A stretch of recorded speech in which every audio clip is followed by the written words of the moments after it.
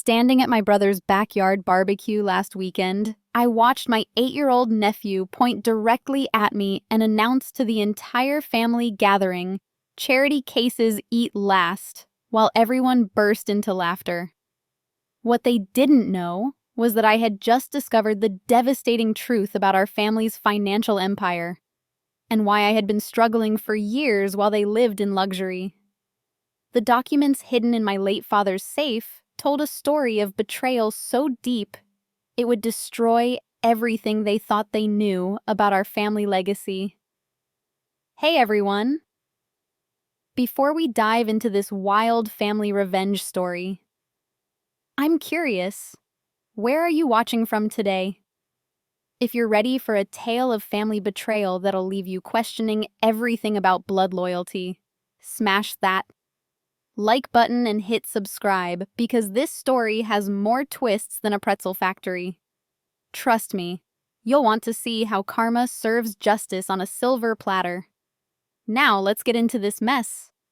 My name is Serafina, and for 28 years, I believed I was the family disappointment. While my brother Marcus lived in his mansion with the perfectly manicured lawn where that barbecue took place, I scraped by in a studio apartment working 3 jobs just to afford ramen noodles and gas money. Everyone whispered about how I never applied myself like Marcus did, how I lacked his business acumen and natural leadership skills. The cruel irony wasn't lost on me as I stood there watching my nephew, Marcus's son Tyler, mimic the same condescending tone I'd heard my entire life. "Charity cases eat last" wasn't just a random cruel comment from an 8-year-old. It was a learned behavior passed down from father to son like a twisted family heirloom. But 3 days before that barbecue, everything I thought I knew about my family crumbled to dust. Our father had passed away 6 months earlier, and I'd finally worked up the courage to clean out his old home office. Marcus had been too busy with important business matters to help, leaving me to sort through decades of paperwork alone. I was expecting old tax returns and faded family photos. Instead, I found a fireproof safe hidden behind a false panel in Dad's desk. The combination was my mother's birthday, the mother who died when I was 12, leaving Dad to raise Marcus and me alone. Inside that safe were documents that made my blood run cold. Partnership agreements, bank statements, investment portfolios, all bearing my name as a 50% owner in Morrison Family Enterprises, the company Marcus claimed he'd built from nothing after Dad's death. The company that had made him wealthy enough to buy that mansion, send Tyler to private school, and take family vacations to Europe twice a year.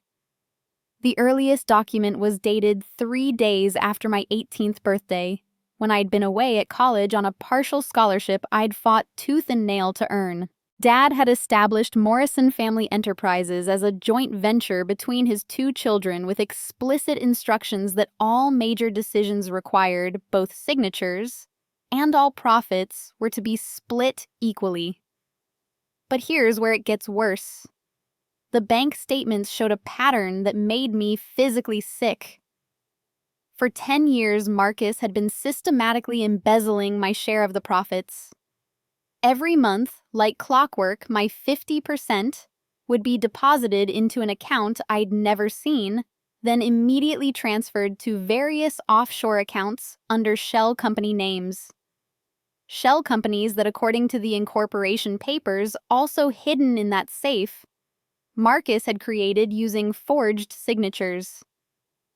My signature, my social security number, my name on dozens of documents I'd never seen, never signed, never even knew existed.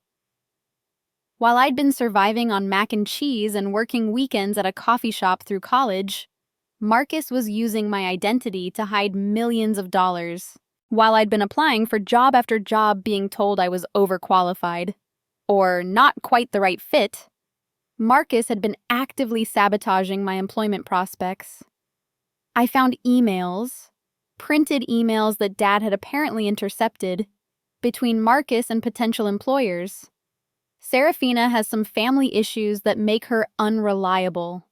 One read. I wouldn't recommend her for any position requiring fiscal responsibility, said another. All sent from Marcus's business email address. The financial manipulation ran deeper than I could have imagined. Marcus hadn't just stolen my inheritance. He'd stolen my identity, my credit, and my future. Those family issues he'd mentioned to employers, he'd created them by taking out credit cards in my name and defaulting on them. By applying for loans I never knew about and letting them go into collections. My credit score wasn't terrible because I was irresponsible with money. It was terrible because my own brother had been using my identity for a decade to commit financial fraud on a massive scale. But the document that broke me completely was a handwritten note from Dad dated just 2 weeks before his death. It was addressed to me explaining that he'd discovered Marcus's betrayal too late to fix it legally before his illness took him. Sarah, it read in Dad's shaky handwriting, I failed to protect you from your brother's greed. The safe combination is Mom's birthday. Take what's rightfully yours and make Marcus face the consequences. You were always the stronger one, even when you didn't know it. Sitting there on Dad's office floor, surrounded by evidence of a betrayal so systematic and cruel it took my breath away. I finally understood why my family had always treated me like an outsider. It wasn't because I was the family disappointment. It was because I was the family threat. I was the only thing standing between Marcus and complete control of our father's legacy. The contempt, the belittlement, the constant dismissal of my achievements. It had all been calculated. Marcus needed the family to see me as worthless, so no one would question why I struggled while he thrived. He needed them to believe his version of our story so thoroughly that even suggesting I deserved better would seem absurd. And it had worked perfectly. For 10 years, I'd believed I was the problem. The morning after discovering those documents, I called in sick to work and spent the day photographing every single piece of evidence. Bank statements forged, signatures, emails, incorporation papers, everything. I uploaded it all to multiple cloud storage accounts and made physical copies that I stored in 3 different safety deposit boxes across the city. I wasn't going to let Marcus destroy the evidence like he'd destroyed my life. But I also wasn't going to confront him immediately. 28 years of being dismissed and gaslit had taught me that going in guns blazing would only give him time to prepare his defenses. Marcus was a master manipulator who'd convinced our entire family that I was the screw-up. If I wanted to expose him, I needed to be smarter than he expected. So I decided to attend that barbecue and watch. Really watch. Now that I knew the truth, I wanted to see exactly how deep his cruelty ran. The answer was deeper than I'd imagined. I arrived at Marcus's house, my house technically since I'd unwittingly helped pay for it, and immediately noticed how differently everyone treated me compared to how they fawned over Marcus. Uncle Robert, who'd been Dad's business partner before retirement, barely acknowledged my existence, but spent 20 minutes praising Marcus's innovative leadership strategies. Cousin Michelle, who used to be my closest friend growing up, made passive-aggressive comments about my vintage dress, a 5-year-old sundress I'd bought on clearance. But it was Tyler's comment that finally pushed me over the edge. Charity cases eat last. 8 years old, and he'd already learned to view me with the same contempt his father did. As everyone laughed, I noticed Marcus's wife, Sarah, pat Tyler's head approvingly. This wasn't an accident or a kid repeating something he'd heard on TV. This was learned behavior carefully cultivated to ensure even the next generation would see me as less than. That's when I made my decision. I was done being quiet. I pulled out my phone and opened the cloud storage app where I'd saved all the evidence. Then I did something I'd never done before in my entire life. I demanded attention. "Hey everyone!" I called out, my voice carrying across the backyard with a confidence I didn't know I possessed. "Can I have a moment? I have something important to share with the family." The laughter died down as all eyes turned to me. Marcus looked annoyed, probably assuming I was about to make some awkward speech about appreciating family or missing Dad. Sarah rolled her eyes. Tyler continued gnawing on his burger, already dismissing whatever the charity case might have to say. "Tyler," I said, looking directly at my nephew, "that was a very interesting comment about charity cases. Did your dad teach you that phrase?" The kid shrugged. "Dad says some people need help because they make bad choices, and some people deserve help because they work hard. You're the first kind." Marcus stepped forward, his jaw tightening. "Sarah, maybe we don't need to." "Actually, Marcus, I think we do need to," I interrupted, surprising myself with the steel in my voice. "See, I just found some fascinating documents in Dad's safe. Documents that explain exactly why I've needed so much charity over the years." The backyard went completely silent. I could see Marcus calculating, trying to figure out what I might know and how much damage control he'd need to do. I held up my phone, showing the screen displaying bank statements with both our names on them. "Did everyone know that Marcus and I are equal partners in Morrison Family Enterprises 50-50 split, just like Dad intended?" Uncle Robert frowned. "Sarah, that can't be right. Marcus built that company himself after your father passed." "That's what I thought too," I replied, scrolling through more documents on my phone. "But according to these incorporation papers, Dad established the company as a joint venture between both his children. The profits were supposed to be split equally." I watched Marcus's face go pale as he realized I wasn't bluffing. I had real evidence, and I wasn't afraid to use it. "Here's what's really interesting, though," I continued, my voice growing stronger with each word. "For the past 10 years, my 50% share has been automatically deposited into an account I've never seen, and then immediately transferred to various offshore accounts under shell companies that were created using my forged signature." The silence was deafening. I could see family members exchanging glances, trying to process what I was saying. Sarah stepped forward, her voice sharp. "Sarah, that's a very serious accusation. Do you have proof of these alleged forgeries?" I smiled for the first time in days. "I'm so glad you asked, Sarah." I swiped to a folder containing dozens of signature comparisons. "Here's my actual signature from my driver's license, my college transcripts, my employment applications. And here are the signatures on the Shell Company Incorporation papers. Notice anything interesting?" I held the phone higher so everyone could see. The differences were obvious once you knew what to look for. Slight variations in letter formation, different pen pressure patterns, inconsistencies in the angle of certain strokes. "Marcus has been forging my signature for a decade to hide millions of dollars in offshore accounts," I announced to the stunned gathering. "But that's not even the worst part. He's also been using my identity to sabotage my employment prospects and destroy my credit score." I pulled up the printed emails I'd photographed.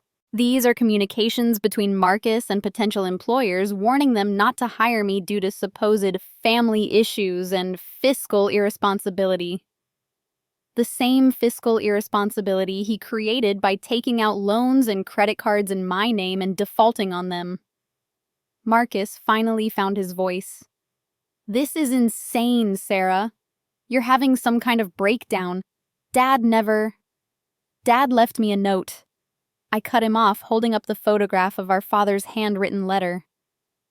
Apparently, he discovered your betrayal before he died. He knew what you'd done, Marcus. He knew, and he made sure I'd find the evidence. I read Dad's note aloud, watching as the color drained completely from Marcus's face.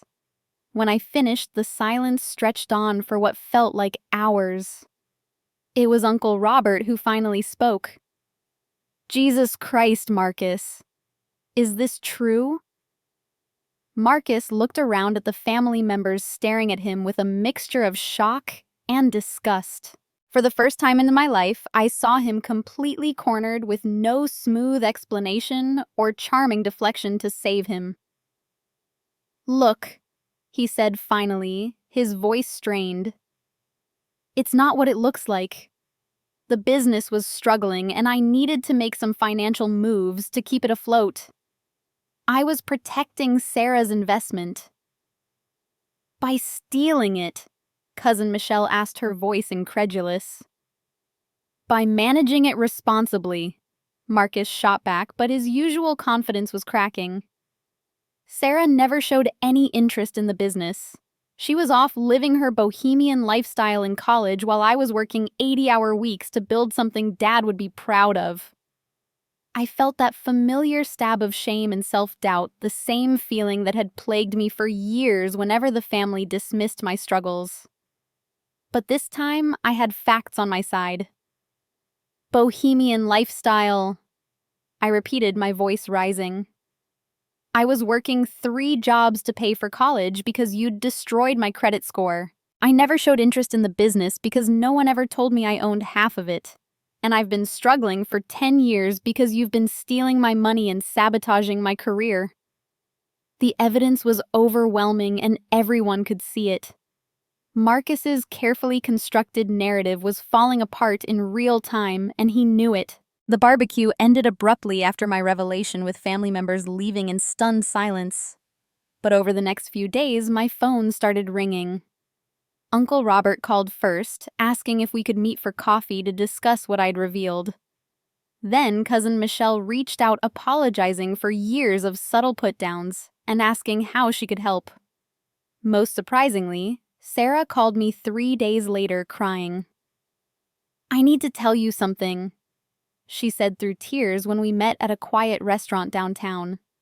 I found more documents in Marcus's home office after the barbecue. He's been lying to me too. Sarah spread out papers across our table. Bank statements showing accounts I'd never seen, investment portfolios with astronomical values, and property deeds for real estate holdings I never knew existed. He told me the house was mortgaged to the hilt, she whispered.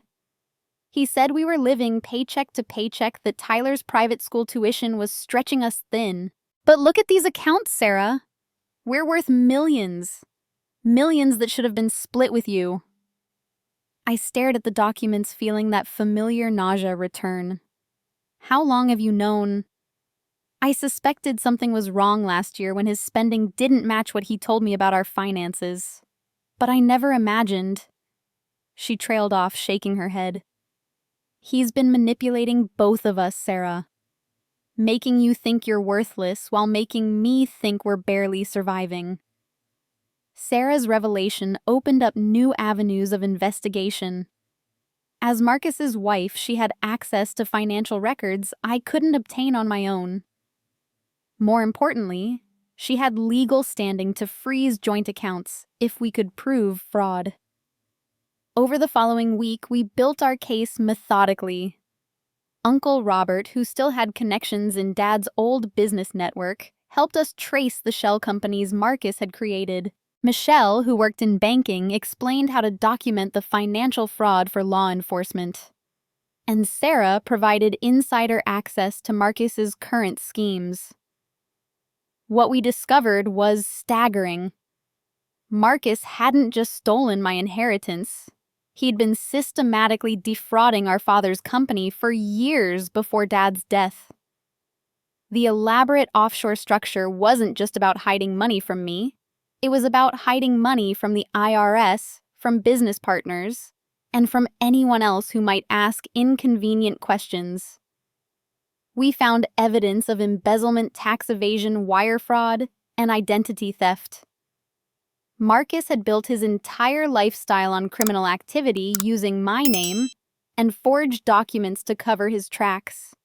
But just as we thought we had everything we needed to expose him completely, Sarah made a discovery that changed everything. "He knows," she said when she called me at 2 in the morning, exactly 1 week after the barbecue. "Sarah, he knows we've been investigating. I found surveillance equipment in my car, and I think he's been monitoring my phone calls." My blood ran cold. What kind of surveillance equipment? A GPS tracker and some kind of listening device.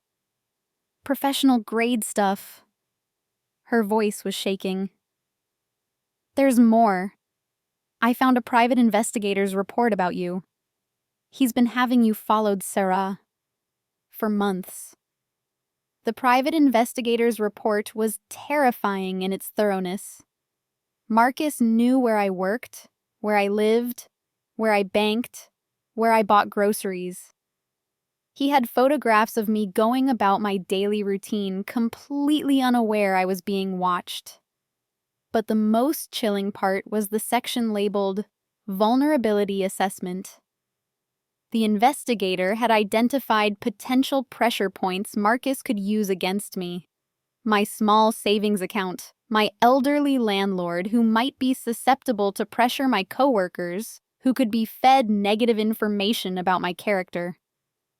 Marcus wasn't just a thief. He was a predator who'd been systematically stalking his own sister to maintain his advantage. "We need to move fast," Uncle Robert said when Sarah and I showed him the surveillance evidence.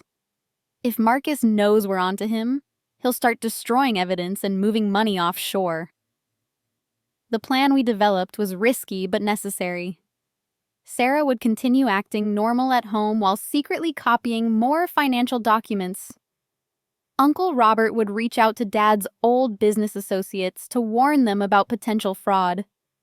Michelle would help us open new bank accounts and safety deposit boxes that Marcus couldn't access. And I would take all our evidence to the FBI. The federal agents I met with were initially skeptical. Financial fraud between family members is common, and they'd seen plenty of inheritance disputes that seemed criminal, but were really just civil matters. But when I showed them the scope of Marcus's operation, the shell companies, the forged documents, the systematic identity theft, their attitude changed completely. "This isn't a family dispute," Agent Torres told me after reviewing our evidence. "This is organized financial crime. We're talking about federal charges, wire fraud, money laundering, identity theft, tax evasion. If everything you're showing me is accurate, your brother is looking at decades in prison." The FBI wanted to build a bulletproof case before making any arrests. They asked Sarah to wear a wire and try to get Marcus to admit to the fraud on tape. They installed surveillance equipment to monitor Marcus's activities and track any attempts to move money or destroy evidence. For 2 weeks, everything went according to plan. Sarah gathered more damaging evidence. The FBI documented Marcus's attempts to liquidate certain accounts. Uncle Robert confirmed that Dad's old partners had suspected financial irregularities, but had been afraid to speak up without proof. I finally felt like justice was within reach. But then Marcus made a move that caught all of us off guard. Instead of trying to destroy evidence or flee the country like the FBI expected, he went on the offensive. I came home from work one evening to find 2 police officers waiting outside my apartment building. "Serafina Morrison," one of them asked. "You're under arrest for embezzlement and wire fraud." As they read me my rights, I realized Marcus had played the ultimate trump card. He'd accused me of the exact crimes he'd been committing for years. And somehow he'd convinced the local police that he was the victim. The night I spent in jail was the longest of my life. My public defender, a harried woman named Janet Wu, explained that Marcus had filed a comprehensive criminal complaint, claiming I'd been stealing from Morrison Family Enterprises for years. He'd provided forged documents showing that I'd created unauthorized accounts, made fraudulent transfers, and used company resources for personal expenses. "The evidence is very convincing," Janet told me grimly. "Whoever created these documents knew exactly what they were doing. Bank statements, email trails, signed authorizations. It all looks legitimate." I tried to explain about the real evidence Sarah and I had gathered about the FBI investigation, about everything we'd discovered. But Janet just looked tired. "Serafina, I hear stories like this every day. Family business disputes, inheritance fights, everyone claiming the other person is the real criminal. Unless you have concrete proof of these counter-allegations, this is going to be very difficult to defend." That's when I realized the full scope of Marcus's manipulation. He hadn't just stolen my money and sabotaged my career. He'd spent years laying the groundwork to make me look like the criminal if I ever discovered the truth.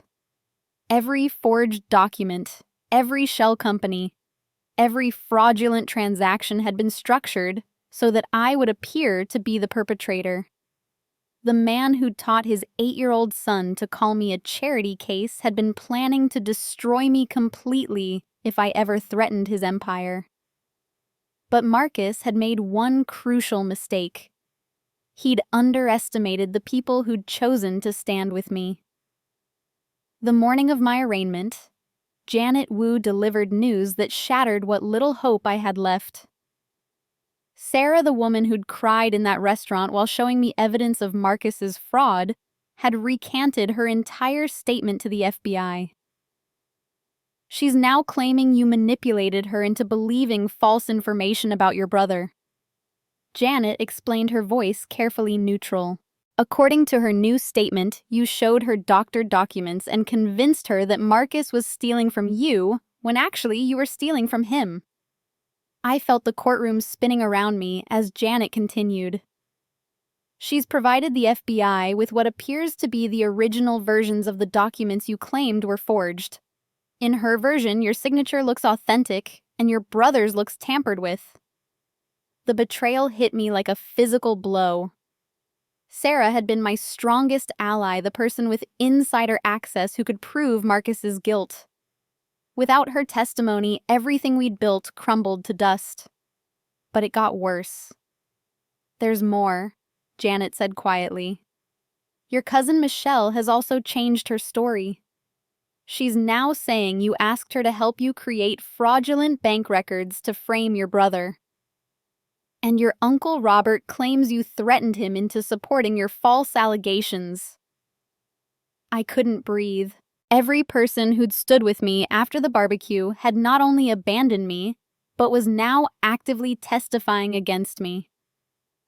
In one coordinated move, Marcus had turned my entire support network into weapons aimed at my destruction. "How is this possible?" I whispered. Janet pulled out her legal pad covered in notes. "Your brother's attorney has presented a very compelling alternative timeline. According to their version, you discovered your father's business documents after his death and realized you could manipulate them to make yourself appear as a partner. They claim you spent months creating false evidence while systematically stealing from the company your brother built legitimately." The genius of Marcus's counterattack became clear as Janet walked me through his version of events. Every piece of evidence I'd found in Dad's safe had been reframed as proof of my guilt rather than his. The handwritten note from Dad was dismissed as a forgery I'd created using samples of his handwriting from old birthday cards. The shell companies were presented as my creation designed to hide stolen money. Even the surveillance evidence was twisted. Marcus claimed he'd hired investigators because he suspected I was stealing from him. "What about the FBI investigation?" I asked desperately. Janet's expression grew even grimmer. "Agent Torres has been reassigned to another case. The Bureau is treating this as a local matter now that the alleged victim, your brother, has formally requested they step back. The systematic nature of the betrayal was breathtaking. Sarah had been feeding Marcus information about our investigation from the beginning. Michelle had been documenting our conversations and strategy sessions. Uncle Robert had been reporting our every move back to Marcus while pretending to help build our case. I'd been so focused on gathering evidence against Marcus that I'd never considered he might be using my allies to gather evidence against me. But the cruelest revelation came when Janet showed me Sarah's official statement to the police. According to Mrs. Morrison, you've been obsessed with your brother's success for years. She claims you've made increasingly desperate attempts to insert yourself into his business affairs, culminating in this elaborate fraud scheme. She says you manipulated her emotional state after the barbecue to gain her sympathy and assistance. Reading Sarah's words felt like being stabbed repeatedly. She'd taken every vulnerable moment I'd shared with her and weaponized it. My years of struggle weren't evidence of Marcus's sabotage. They were proof of my own inadequacy and growing desperation. My discovery of the documents wasn't a moment of vindication. It was the culmination of a carefully planned criminal scheme. The statement concluded with a character assassination so thorough it took my breath away. Serafina has always resented Marcus's success and stability. She's never been able to maintain steady employment or relationships, and she's become increasingly bitter about her circumstances. I believe she saw an opportunity after their father's death to finally take what she felt she deserved, regardless of whether she'd earned it. Sitting in that courthouse, facing felony charges while my entire family lined up to testify against me, I understood the full scope of Marcus's cruelty. He hadn't just stolen my money. He'd stolen my identity, my credibility, and my family. Every person I'd trusted had been turned against me. The arraignment was a formality. With Sarah's testimony and the fabricated evidence Marcus had prepared, the prosecutor felt confident about securing a conviction. I was released on bail that cleaned out my meager savings account, and Janet warned me to prepare for the likelihood of a plea bargain. They're offering 5 years with possibility of parole in 3, she told me outside the courthouse. Given the strength of their evidence and the weakness of our position, I'd strongly recommend taking it. 5 years in prison for crimes I didn't commit, while Marcus continued living in luxury off money he'd stolen from me. That night alone in my apartment with an ankle monitor cutting into my skin, I seriously considered giving up. Marcus had won completely. He'd not only gotten away with destroying my life, he'd convinced everyone that I was the villain in our story. But then I remembered Dad's note, "You were always the stronger one, even when you didn't know it." I'd been so focused on proving Marcus was guilty that I'd forgotten to protect myself from his retaliation. But Dad had known his son well enough to hide additional insurance. If Marcus could manipulate my allies, maybe it was time to find someone he couldn't control. The next morning, I drove to Dad's house. The house that would soon belong to Marcus once my criminal conviction made me an unsuitable heir. I had one last chance to search for something everyone had missed. Dad had been a careful man who trusted no one completely, not even his own children. If he'd hidden evidence of Marcus's crimes in one safe, maybe he'd hidden insurance against both of us somewhere else. I found it in the last place I looked, taped inside the old grandfather clock in Dad's bedroom. The clock that had belonged to my grandmother, and that Dad had wound religiously every Sunday morning for 40 years. A USB drive labeled, "For Serafina. Final insurance, love Dad." My hands shook as I plugged it into my laptop. The drive contained video files, dozens of them spanning several years. They were security camera recordings from Dad's home office showing Marcus visiting regularly during Dad's final years. But these weren't social visits. The videos showed Marcus rifling through Dad's files, photographing documents, and using Dad's computer when Dad was sleeping or out for medical appointments. In one particularly damning recording, Marcus was clearly visible forging signatures on legal documents while Dad napped in his chair just feet away. But the most devastating video was dated just 3 weeks before Dad's death. It showed Marcus and a man I didn't recognize, later identified as a lawyer named David Chen, discussing how to manage the inheritance situation and neutralize any potential claims from the sister. "The old man's getting suspicious," Marcus said on the recording. "We need to accelerate the timeline and make sure everything points back to Sarah if anyone starts asking questions." The lawyer nodded. "The document trail we've created will hold up to scrutiny. If she ever discovers the offshore accounts, she'll look like the one who created them. Her financial desperation over the years actually works in our favor. It establishes motive." "What about Sarah and the others?" Marcus asked. "They'll do what you need them to do when the time comes. People protect their own interests above all else. Just make sure the financial incentives are clear." Watching that video, I finally understood the full scope of the conspiracy against me. This wasn't just Marcus acting alone. It was a carefully orchestrated plan involving multiple conspirators designed years in advance to destroy me if I ever threatened his control. But Dad had known. Somehow, despite his declining health, he documented everything. The USB drive also contained financial records that Chen's firm had tried to hide, communication logs showing coordination between Marcus and my supposed allies. And most importantly, the original documents proving my legitimate ownership of Morrison Family Enterprises. For the first time since my arrest, I smiled. Marcus thought he'd won by turning my allies against me. But he'd forgotten that the dead don't switch sides. The lawyer I hired with my bail money was nothing like the overworked public defender who'd been ready to negotiate my surrender. Rebecca Martinez specialized in white-collar crime and had spent 15 years prosecuting exactly the kind of financial fraud Marcus had committed. "Your father was brilliant," Rebecca said after reviewing the USB drive contents. "He created an ironclad record of conspiracy and criminal enterprise.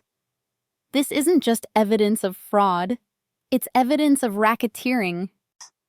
The video recordings were devastating, but Rebecca explained that we needed more than just proof of Marcus's guilt. We needed to discredit the fabricated evidence he'd created and expose the coordination between him, his lawyer David Chen, and my former allies. The beauty of conspiracy cases is that once you prove coordination, every participant becomes liable for every crime committed by any member of the group, Rebecca explained. "Your brother didn't just steal from you. He organized a criminal enterprise. Sarah Michelle and your uncle aren't just witnesses who changed their minds. They're co-conspirators who can be charged with federal crimes." Our strategy was methodical and precise. Instead of immediately revealing Dad's video evidence, we used it to guide our own investigation. We traced David Chen's financial records and discovered he'd been paid enormous sums by Marcus over the past several years. Far more than normal legal fees would justify. Rebecca hired forensic accountants who confirmed that the original documents Sarah had provided to contradict my claims were actually sophisticated forgeries created using modern technology that hadn't existed when they were supposedly signed. The paper was wrong, the ink composition was wrong, and most damning, the metadata from digital scans showed they'd been created months after Dad's death. But our biggest breakthrough came from an unexpected source. Agent Torres, the FBI investigator who'd supposedly been reassigned, contacted Rebecca privately 2 weeks before my trial was scheduled to begin. I wasn't reassigned, he told us during a clandestine meeting at Rebecca's office. I was ordered to step back by my supervisors after they received pressure from someone with serious political connections. But I kept investigating on my own time because something about this case stunk from the beginning. Torres had discovered that David Chen's law firm had connections to several high-profile money laundering operations. More importantly, Chen had been under FBI surveillance for months as part of a larger investigation into organized financial crime. Your brother's operation is bigger than just stealing your inheritance, Torres explained. Chen's firm has been helping wealthy clients hide assets offshore for years. Marcus wasn't just a client. He was a pipeline using his legitimate business as a front for washing money for other criminals. The revelation reframed everything. Marcus hadn't just stolen from me and Dad's company. He'd been using Morrison Family Enterprises as a criminal enterprise laundering money for dangerous people who had the power to pressure FBI supervisors and manipulate local law enforcement. But Torres had been building a federal case that went far beyond my family's situation. He'd documented wire transfers, encrypted communications, and financial records that proved Marcus and Chen were part of a much larger criminal network. The reason your allies flip so quickly isn't just because your brother threatened them, Torres revealed. It's because Chen's people made them offers they couldn't refuse. Sarah got a guarantee that her son's college would be paid for and that she'd receive a substantial settlement in divorce proceedings. Michelle got a promotion at her bank and forgiveness of significant personal debt. Your uncle got contracts for his consulting business worth more than he'd make in 5 years. The corruption was comprehensive and professionally executed. My family hadn't just been manipulated, they'd been purchased. But Torres had something even more valuable than financial records, wiretap recordings of conversations between Marcus Chen and their criminal associates. The FBI had been monitoring Chen's communications for months, inadvertently capturing evidence of the conspiracy against me. Your father's death accelerated their timeline. Torres played one particularly damning recording. Marcus was worried the old man was getting suspicious and might change his will or expose the offshore operation. So they moved fast to consolidate control and neutralize you as a threat. In another recording, Chen could be heard coaching Marcus on how to manipulate the local police investigation. The key is making her look unstable and desperate. Emphasize her financial struggles, her employment issues, her isolation from the family. Make it clear that framing you was her only option. Rebecca compiled everything into a comprehensive federal filing that read like a crime thriller.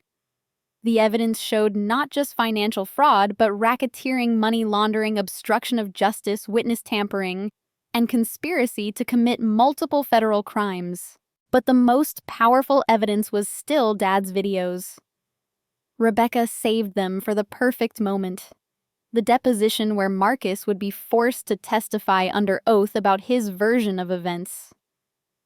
"Mr. Morrison," Rebecca asked calmly, as cameras recorded every word, "you've testified that you built Morrison Family Enterprises entirely through your own efforts after your father's death, correct?"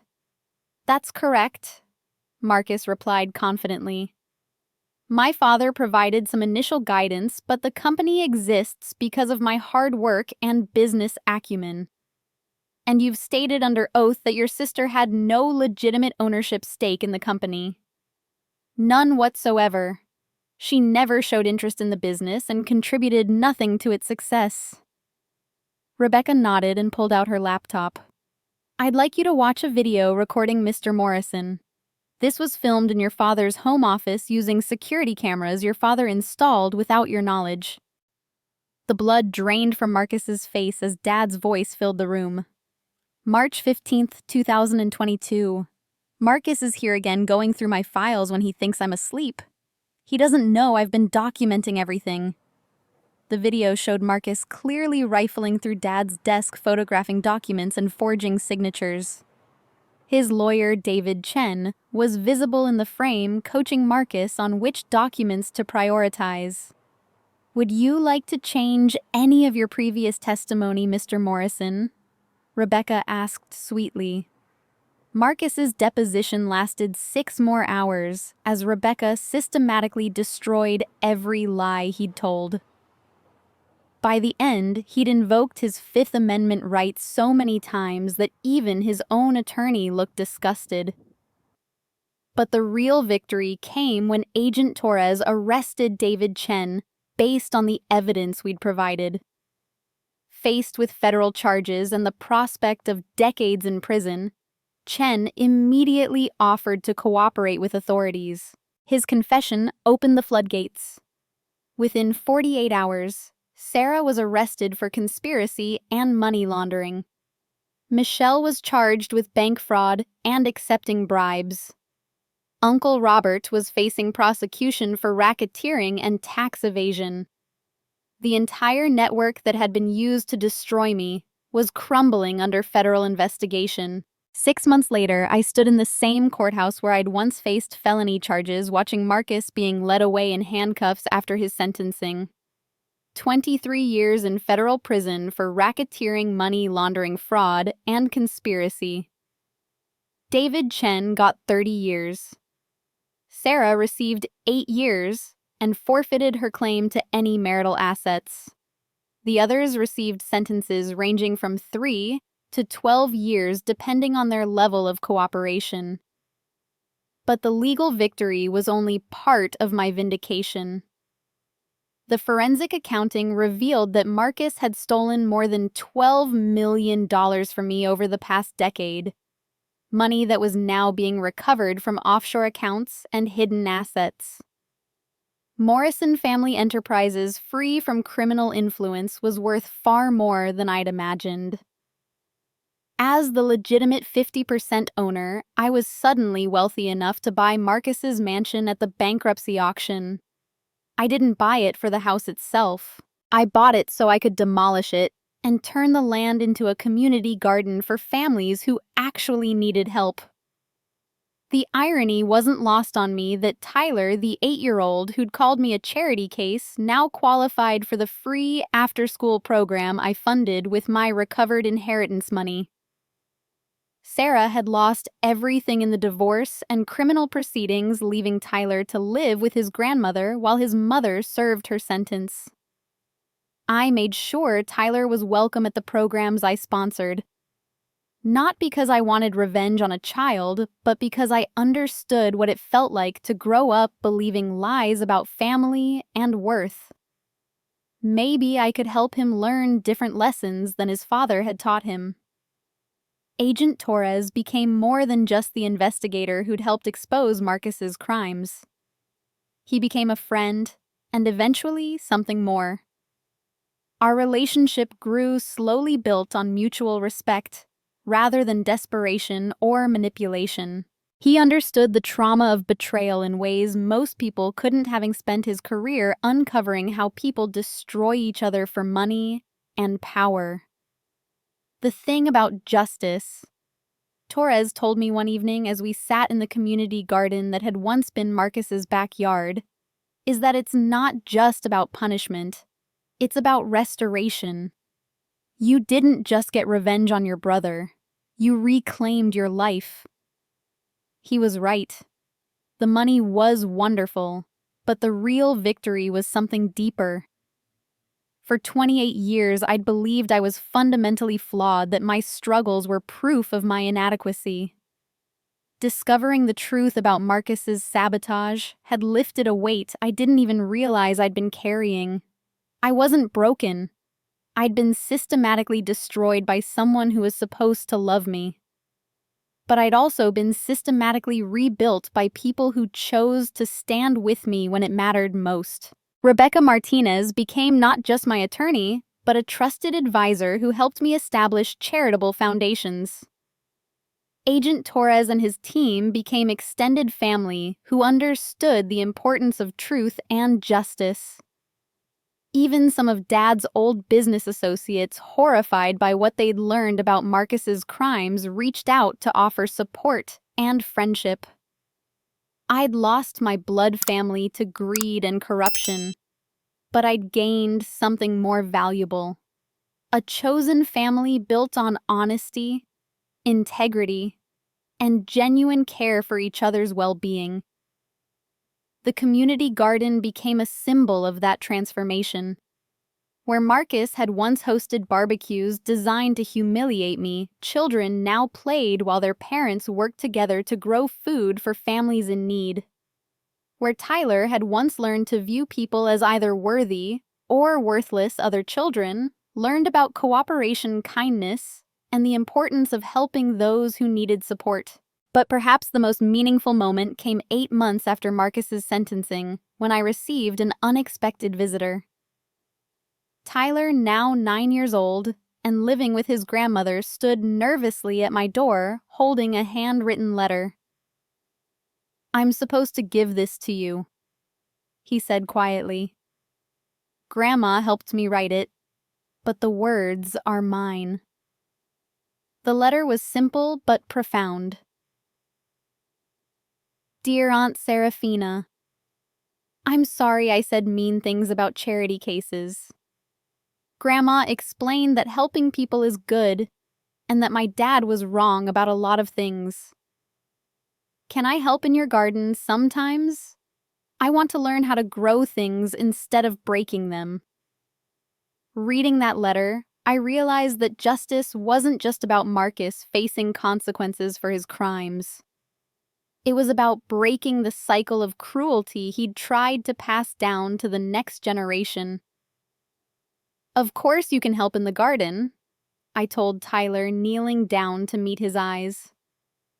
"Everyone deserves a chance to learn how to grow good things." As I watched Tyler tentatively explore the garden that had replaced his father's monument to greed, I thought about Dad's final note. "You were always the stronger one, even when you didn't know it." He'd been right. Strength wasn't about accumulating wealth or dominating others. It was about surviving betrayal, seeking truth, and choosing to build something beautiful from the ashes of what had been destroyed. Marcus had tried to teach his son that some people deserve help while others deserve contempt. Instead, Tyler was learning that everyone deserves dignity, that family should be based on love rather than blood, and that true strength comes from lifting others up rather than tearing them down. The garden grew every season, fed by the same soil where cruelty had once flourished. And every harvest reminded me that justice, like good things growing, takes time, but always bears fruit for those patient enough to tend it properly. So, here's what I want to know from all of you watching this story. Have you ever discovered that your family's version of your story wasn't the truth? Have you experienced that moment when everything you thought you knew about yourself was actually a lie someone else created? Drop a comment and share your experience. I read every single one, and I'd love to hear how you found your strength when everything seemed impossible. If this story resonated with you, please hit that like button and subscribe for more real-life stories about family justice, karma coming full circle, and finding your chosen family when blood relatives fail you. Share this video with anyone who needs to hear that they're stronger than they know, even when they can't see it yet. Thank you for taking this journey with me, for believing in the power of truth over manipulation, and for understanding that sometimes the family that matters most is the one we choose for ourselves. Remember that your worth isn't determined by how others treat you. It's determined by how you choose to respond when life tests your character. Keep growing good things, everyone. The harvest is always worth the wait.